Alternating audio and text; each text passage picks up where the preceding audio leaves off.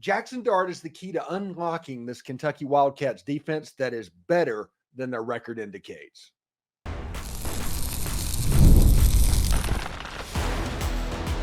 You are Locked On Ole Miss, your daily podcast on the Ole Miss Rebels. Part of the Locked On Podcast Network, your team every day. I am your host, Steven Willis, a 10-year veteran member of the national media and a former Ole Miss staff member as well. Today's episode is all about the matchup between the Ole Miss Rebels and the Kentucky Wildcats. Kentucky actually came really close to taking down the Georgia Bulldogs, and they would have done it if their offense had a pulse at all. Their defense played really, really well. In many ways, their defense, the Kentucky Wildcats, that is, mirrors Ole Miss's defense. But the real difference is going to come from the offense. So Ole Miss and Kentucky, Ole Miss offense and Kentucky's defense is kind of like an irresistible force and an immovable object. Mark Stoops is going to try and slow this game down and keep the score low, but it'll be up to Jaxson Dart, Trey Harris, and Henry Parrish to step up and prove they can deliver. Ole Miss needs them to be difference makers in this ball game. So don't forget to check out a second listen on the network. Chris Gordy at Locked On SEC and Corey Burton at Locked On Vandy. They provide other great perspectives on the SEC and even Ole Miss, so make sure you check them out. This is the Locked On Ole Miss podcast, your daily podcast on the Ole Miss Rebels, part of the Locked On Podcast Network, your team every day. We're free and available on all the podcast apps and YouTube. Thanks for making Locked On Ole Miss your first listen every day, and a special hello to the insiders and everydayers who make the show what it is. Today's episode is brought to you by FanDuel. Place your first $5 bet and you'll get started with $200 in bonus bets guaranteed. Visit FanDuel.com to get started. Now, Kentucky has lost 2 Southeastern Conference games, and if you're going to go straight off the record, you might think that Kentucky is problematic to get a win against Ole Miss and to play Ole Miss particularly well. And if you look at the line, Ole Miss is scheduled that I think it opened at 18.5. Ole Miss was favored by. The over-under is low scoring as well. So that is at least interesting, but I don't think that tells the whole story. Kentucky's defense is good. They have a better total yards given up rating, like total defense is like 17 yards better than Ole Miss. And Ole Miss's defense, we've all praised what that Ole Miss defense has done. Now, granted, they give up 75 yards per game on the ground, but they've played Georgia, and Ole Miss has given up 35 yards per game on the ground. And the passing defense, they're only giving up like 140 yards, and Ole Miss has given up like 170, 180 yards. So that is the way these defenses are situated. And in a lot of ways, the Ole Miss defense and the Kentucky defense kind of mirror each other. Mark Stoops is a very defensive coach, but the front seven for Kentucky is very good. And it will be interesting to see if Ole Miss can run the ball when everybody knows that Ole Miss is going to run the ball. Ole Miss has a large offensive line, a lot of road graders and run blockers, but as an offensive unit, Ole Miss likes to deceive more than they like to physical up and get it done. So we'll see if Ole Miss can get movement against Kentucky when they need to run the ball. That'll be up to like Henry Parrish and everybody else. So the keys in this game: score 24 points against the second best defense that Ole Miss will play. Because yes, Kentucky is the second best defense that Ole Miss will play. Better than Oklahoma, better than everybody except the Georgia Bulldogs. That is the realm that the Kentucky Wildcats sit in. The offensive line that blocks the other team's defensive line is going to win this football game. And the person that you think that's going to happen, the team that you think are going to be able to pull that off, is Ole Miss blocking Kentucky's defensive line. Because if you think back to the South Carolina game, Kentucky's offensive line got absolutely decimated, and it got to the point where they wouldn't even pass the ball because they could not protect the quarterback, whether it be Brock Vandagriff or Gavin Wimsatt. They couldn't protect either one of them.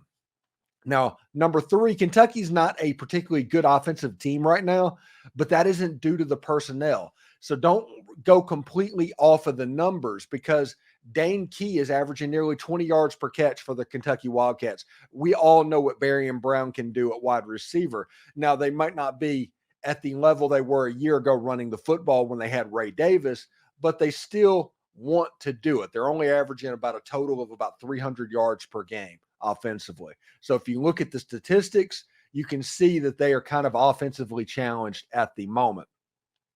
but that doesn't mean they can't hurt you, is the point of that. With the Dane Key and the Barryon Brown, the penchant for explosive plays is absolutely there. And if you want to look at what Lane Kiffin said about the Kentucky Wildcats, he went in and said this: these guys always play hard against us. They have a great defensive players all over the place, very experienced, very long, very great length. You saw against Georgia how Georgia struggles against them. I'm excited to play in the SEC, but this is also a very tough opponent. Again, do not go directly off the records when thinking about Kentucky, because they're going to be good. They're probably at this point, honestly, if we're just going to be real about it, the third best SEC game that Ole Miss is going to play. Number 2 is likely going to be South Carolina. I know this is absolutely weird to think of, but Kentucky is probably the third SEC game that Ole Miss is going to play, and obviously Georgia is the number 1. I do not have any respect for what LSU is doing right now. They remind me very much of the 2018 Ole Miss football team, and I don't think that Oklahoma, they're going to get themselves in trouble with that quarterback controversy that's going to inevitably start and fire up now. And between them and Auburn, I mean, you can have a nice little pillow fight on the plains this weekend. So whenever you take that into account, Kentucky is probably the third toughest SEC team that Ole Miss is going to play this year. And it's going to be imperative on Jaxson Dart to get that defensive line and keep the safeties out of the box. Now with Trey Harris and this wide receiving core, he had 38 carries, 628 yards, nearly double the number 2 SEC receiver Trey Harris has at the moment. This is going to be important. We talked about last week, we talk about all the time that Ole Miss's wide receiving core scares everybody they play. Ole Miss needs it to scare Kentucky. You need Juice Wells, you need Trey Harris, Caden Prieskorn, Jordan Watkins, Caden Lee, the whole 9 yards to scare Kentucky's defense to the point where they do not roll defenders down into the box. You do not need them focusing on the run game, because they're a team that when they focus on it, they can stop it. Ask the Georgia Bulldogs about that. So it's going to be up to Jaxson Dart and Trey Harris to keep those safeties and keep a too high shell look for the Kentucky Wildcats. Throwing the ball, Jaxson Dart has 95 completions on 119 attempts. He's thrown for over 1,500 yards this season, has 12 touchdowns and 2 interceptions. We have been talking about how, what do you need to get for it to be a Heisman level campaign? I think 350 yards every game needs to be the goal, especially with the weapons that Ole Miss has and who Ole Miss is playing. Jaxson Dart is currently completing 81% of his passes.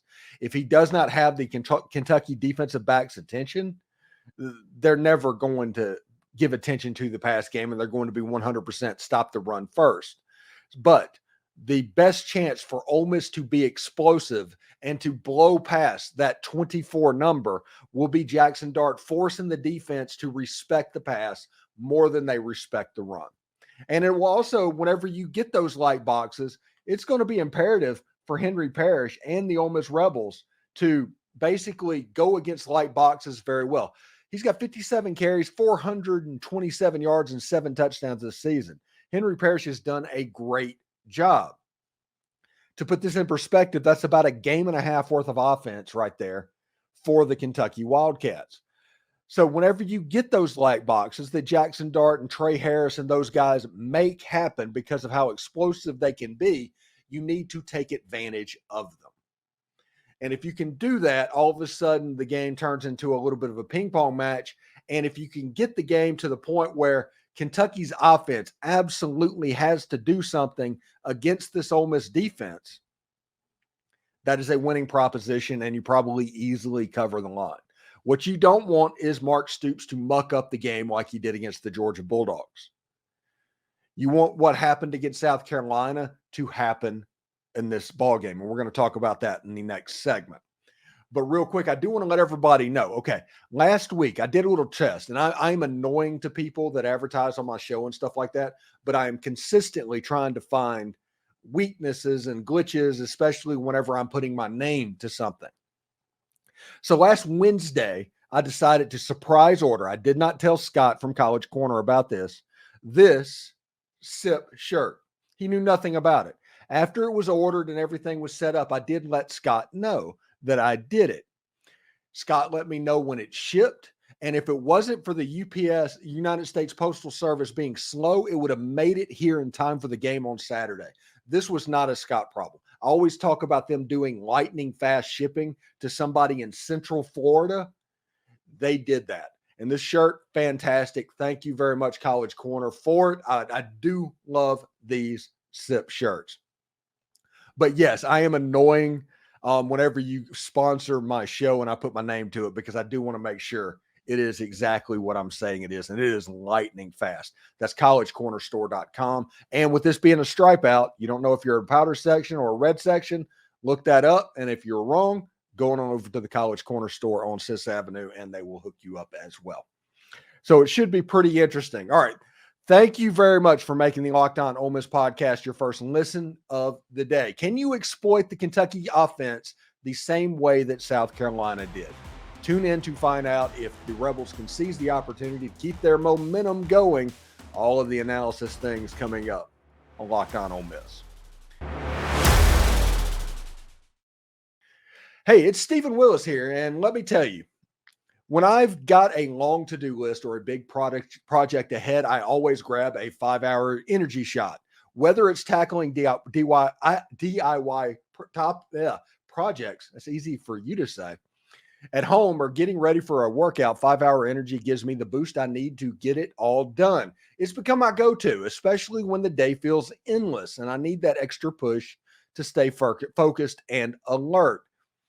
Just the other day, I had a full list of things to do around the house, from fixing the sink to like organizing the garage. It was working way harder than I should during football season.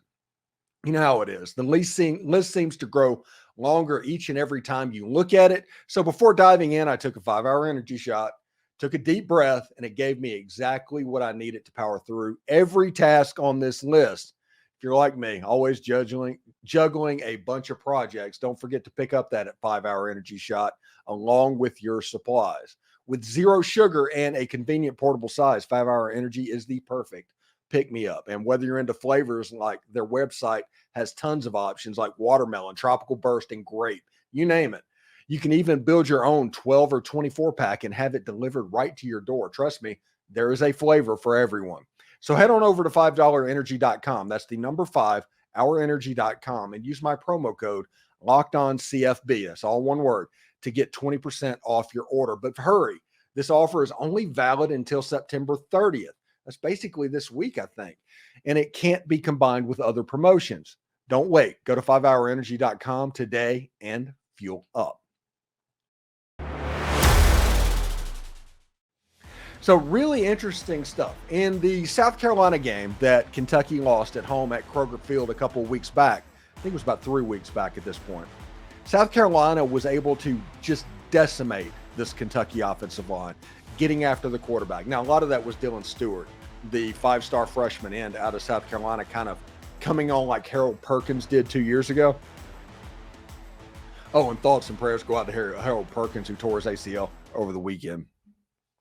But South Carolina was able to wreck Kentucky's offense because in their plan, they didn't have slide protection enough to handle what was going on, and you were dealing with somebody that was relentless. So the question becomes, can Ole Miss do a little bit of the same thing to Kentucky?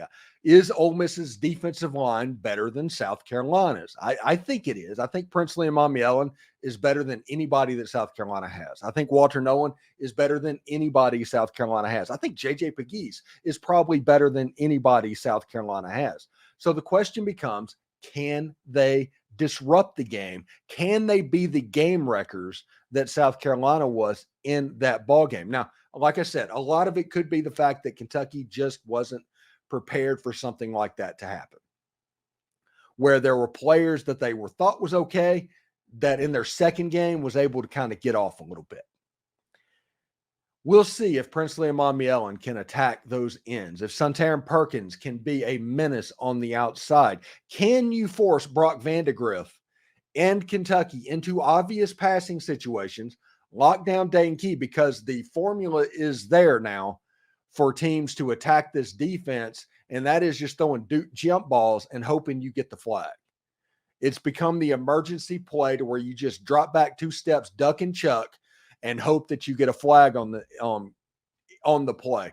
And a lot of times you are at the moment because Ole Miss, for whatever reason, they're being a little handsy. They're being very physical. And as Lane Kiffin said, this team is never going to have a low penalty rate in the SEC. They play far too violent, far too physical for that to happen. But the stuff you can control, they need to figure out how to control it. Put your hand on the guy because you can do that. Just don't close your fist.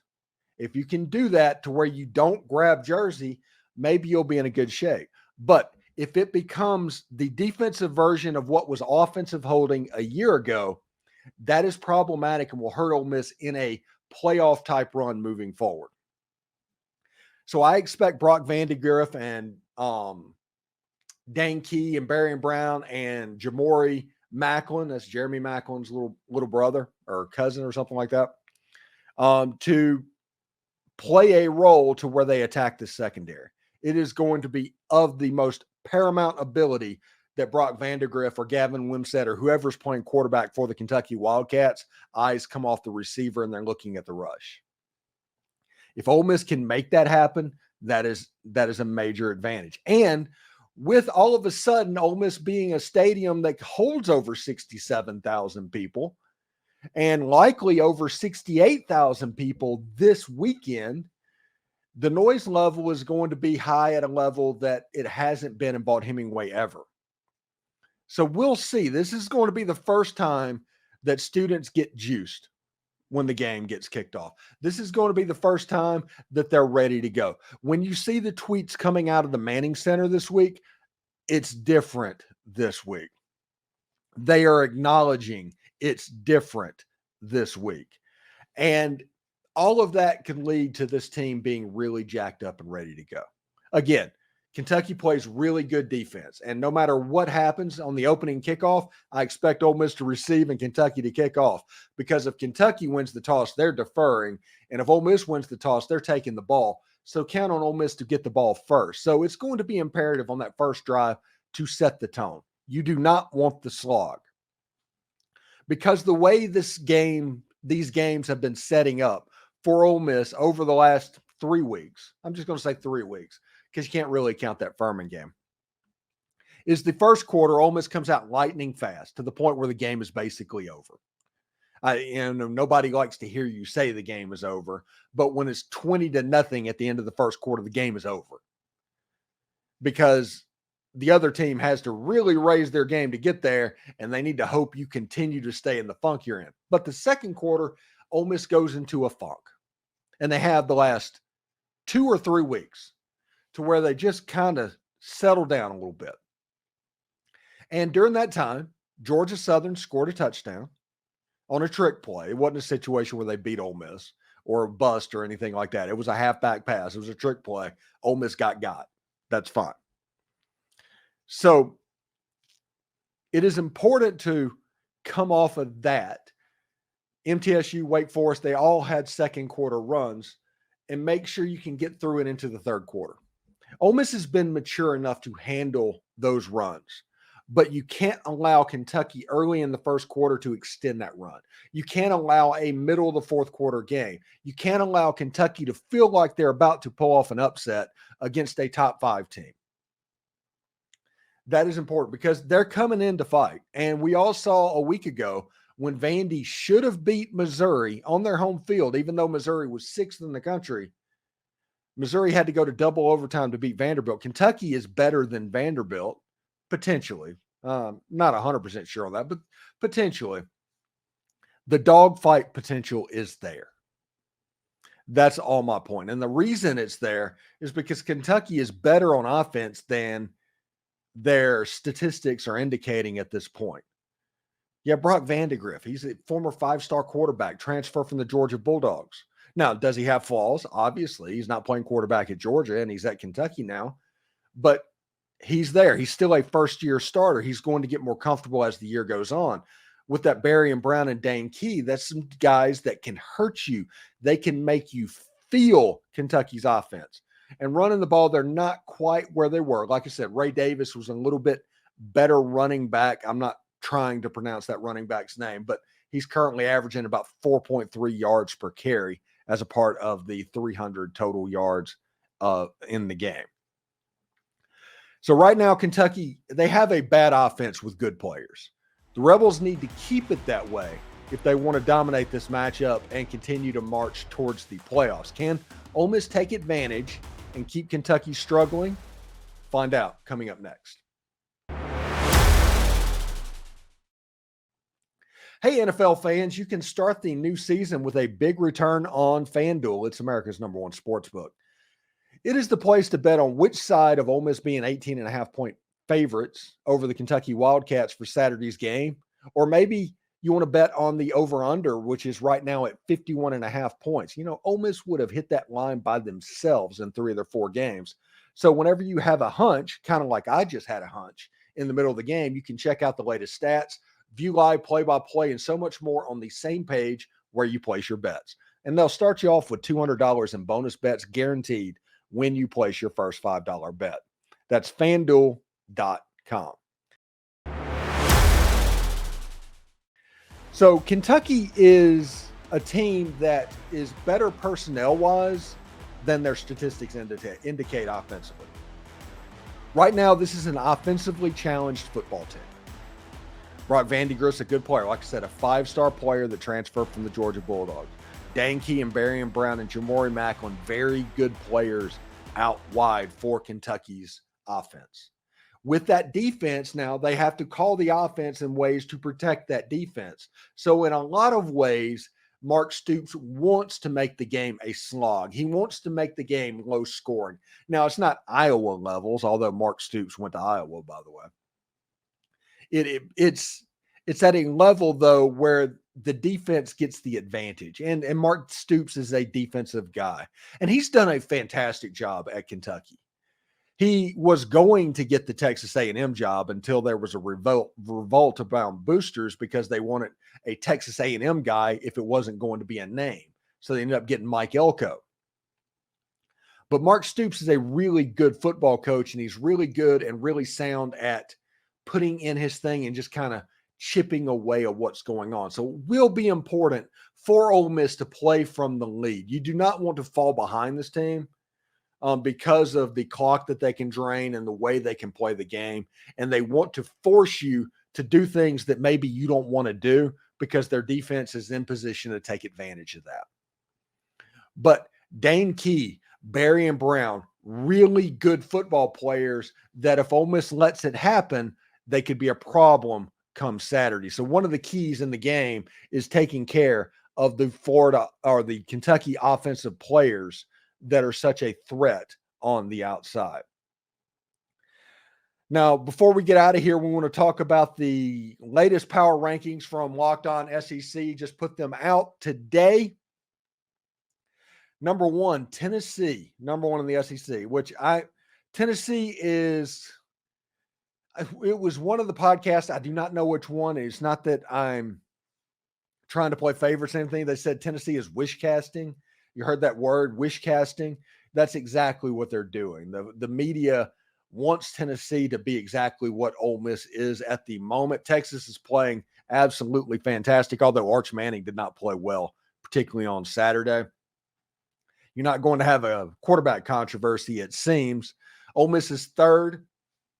Georgia is 4th. Alabama is 5th. Georgia is at Alabama this weekend. And Alabama being a home underdog is just like reading a foreign language for me. That is interesting. And then number 6 is the Missouri Tigers. Number 7, he has LSU. No, I don't believe that. Honestly, I wouldn't put LSU above 10th probably in the SEC right now. Maybe on that Texas A&M level, maybe they can get 9th, but I wouldn't put them over South Carolina, even though they beat South Carolina. The only reason they beat South Carolina is because Sellers got hurt. Arkansas got the win at Auburn in a very, very weird football game, but Auburn's just broken at the moment. Texas A&M barely beat Bowling Green. Oklahoma, they have quarterback issues. They're averaging less yards offensively than the Kentucky Wildcats currently. Auburn, we mentioned their quarterback issues. Kentucky is too low on this list, honestly. Kentucky should probably be about 11. Kentucky losing to South Carolina, they just randomly got put there. I do not understand. Vanderbilt should be higher as well. Vanderbilt should have beaten Missouri. They did not because they're Vanderbilt, but they should have beaten. And then the last two is exactly what they need to be. Florida 15 and Mississippi State 16. Really interesting stuff, but that's from Locked On SEC, Chris Gordy's rankings. I disagree with the LSU ranking. I disagree with the Oklahoma and Kentucky ranking. Those are the three big things that I have problems with from this list. Should be interesting. We'll see how it goes, but it should be interesting. This game is a stripe out. If you're not sure what it needs to be, look on your ticket stub or on the website where they tell exactly what you need to wear, either red or powder blue. Don't worry, if you don't have them, you can go on over to Scott Werning store at College Corner on Sisk Avenue in Oxford. They open at 8:30 on Saturday morning, so you have time to get the shirt and get into the stadium, and they won't just kind of drain your pocketbook as well. So collegecornerstore.com. If you ordered it right now, there's a chance that inside the state of Mississippi you would get it.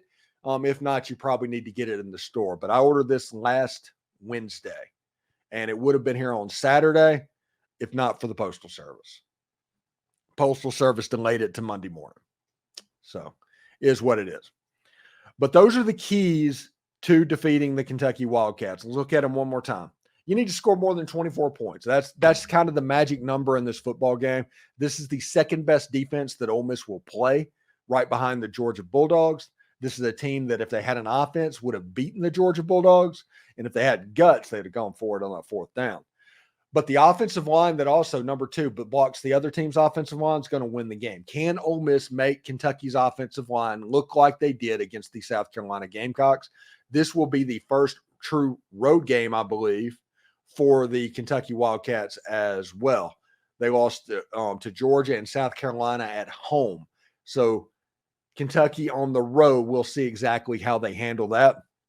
And number three, Kentucky's not a good offensive team, but the personnel is not like that. They have good enough personnel to be a good offense, and Ole Miss in the secondary, they need to avoid the costly penalties that keep drives alive, and they need to lock down those players and big play threats, because if you do not do that, they can make you hurt and they can make you feel that offense. Even though they're gaining 300 yards a game, and it sounds really weird to talk about offensive threats, but those are exactly the case. I think Kentucky offensively, they've run into a little bit of a problem over the last few years because they had Liam Cohen 3 years ago, and then he went off to the Rams. And then they hired another person from that tree to be the offensive coordinator from San Francisco. He was not very good. So they fired him and they brought back Liam Cohen, who took another job in the NFL. And now they've got this other guy. So we'll see exactly how it looks, but they have some personnel issues that they're dealing with at the moment. Anyway, thanks again for making the Locked On Ole Miss podcast your go-to source for Ole Miss sports. We pride ourselves in offering the most comprehensive perspectives, which is why we're the number one Ole Miss podcast. Your support means the world to us. Thank you, for making Locked On Ole Miss your first listen of the day. Now go check out Locked On College Football Podcast. From NIL deals to never-ending conference realignment, Spencer McLaughlin gets you ready for an exciting season on the gridiron. You can find the link to Locked On College Football in the description down below. So you don't even need to search. Part of the Locked On Podcast Network, your team every day. Also, exciting news. You can now become a Locked On Ole Miss Insider. It's the best and easiest way to stay updated on all things Ole Miss sports. It's our texting program that we send you notifications on anything relevant without the hassle of message boards filled with trolls. You want to know what's important? We'll send it to you so you don't have to hang around waiting for it to get there. And also, you can enjoy a 14-day free trial and experience the future of college sports coverage. After that, it's $4.99 per month. We're adding new perks as we grow, so do not miss out. The link is down in the description below. For those of you watching on YouTube, we're going to send you to Locked On College Sports right now. Howdy toddy, everyone.